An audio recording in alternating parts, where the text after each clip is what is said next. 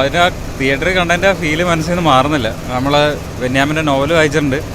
അത് എക്സിക്യൂട്ട് ചെയ്തേക്കുന്നത്, അത് ബ്ലെസ് ചെയ്ത് എക്സിക്യൂട്ട് ചെയ്തേക്കുന്നത് ഭയങ്കര ഇമോഷണലാണ്. നമുക്ക് ചില സീനിലൊക്കെ തിയേറ്ററിൽ നമ്മൾ കണ്ണ് നിറഞ്ഞുകൊണ്ട് കൈയടിക്കുന്ന ചില സിറ്റുവേഷനുകളാണ് തിയേറ്ററിൽ നമ്മൾ മൊത്തം വരുന്ന ആൾക്കാരോടൊപ്പം കാണുമ്പോൾ നമുക്ക് ഫീൽ ചെയ്യുന്നത്.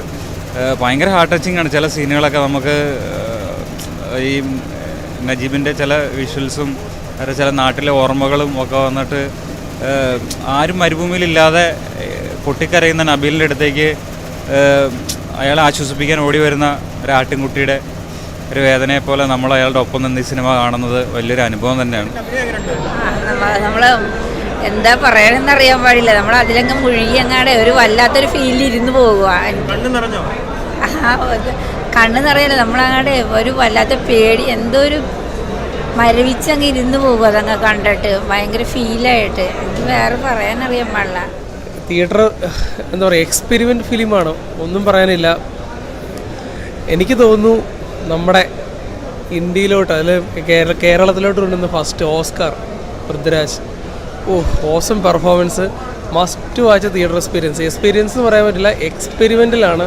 ഓരോ സീനും ഭയങ്കര ഇമോഷണൽ കണക്റ്റാണ്. നജീബക്ക സമ്മതിച്ച് നിങ്ങളുടെ ലൈഫ് സ്ക്രീനിൽ കണ്ടപ്പം അറിയാതെ കണ്ണ് നിറഞ്ഞു പോയി. തിയേറ്ററിൽ തന്നെ വന്ന് വാച്ച് ചെയ്യേണ്ടതാണ്. പറയാൻ ഒരുപാട് കാര്യങ്ങളുണ്ട്, പക്ഷേ അതാ പറഞ്ഞത്, മലയാളത്തിലോട്ട് വരാൻ പോകുന്ന ഓസ്കാർ, അത് അതിൽ കൂടുതൽ വേറെ വാക്കുകളില്ല.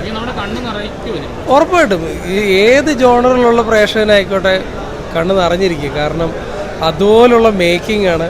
മേക്കിംഗ് മാത്രമല്ല, പൃഥ്വിരാജിൻ്റെ ഹാർഡ് വർക്കിന് എത്ര കൈയടി കൊടുത്താലും മതിയാവില്ല. ട്രാൻസ്ഫോർമേഷനൊക്കെ കാണുമ്പോഴല്ലോ ഇല്ല, എനിക്ക് മലയാളത്തിൽ ഈ പൃഥ്വിരാജ് വേറൊരു നടനെ കൊണ്ട് പറ്റത്തില്ല. ഇപ്പോൾ സൽമാൻ ഖാനൊക്കെ ചില പടത്തിൽ ട്രാൻസ്ഫോർ നടത്തിയിട്ടുണ്ടെങ്കിലും ഇതുപോലെ ഇന്ത്യയിലൊരു നടനും ചെയ്തിട്ടില്ല എന്നുള്ളതാണ് എൻ്റെ ഒരു ഇത്. ഇതുപോലെ, കാരണം സിനിമയ്ക്ക് വേണ്ടി ജനിച്ച നടൻ പൃഥ്വിരാജ്, അതിൽ കൂടുതൽ ഒന്നും പറയില്ല. മസ്റ്റ് വാച്ച് തിയേറ്റർ എക്സ്പീരിയൻസ്, ഒട്ടും മിസ് ചെയ്യരുത്. എത്രയും പെട്ടെന്ന് ഫസ്റ്റ് ഹാഫ് ഇതുവരെ പ്രതീക്ഷിച്ചതിൻ്റെ അത്ര നന്നായി എത്തിയെന്ന് പറയാം. രാജുവേട്ടൻ ശരിക്കും വന്ന ആ ക്യാരക്ടറിൽ ശരിക്കും ജീവിച്ചു പോകുന്ന അമ്മാതിരി കിടിലം പെർഫോമൻസ്.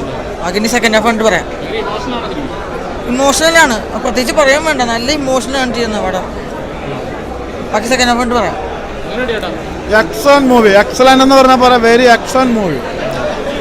പൃഥ്വിരാജ് നല്ല തകർത്ത് അഭിനയിച്ച അടുത്ത നാഷണൽ അവാർഡ് പൃഥ്വിരാജിന് ഉറപ്പാണ്.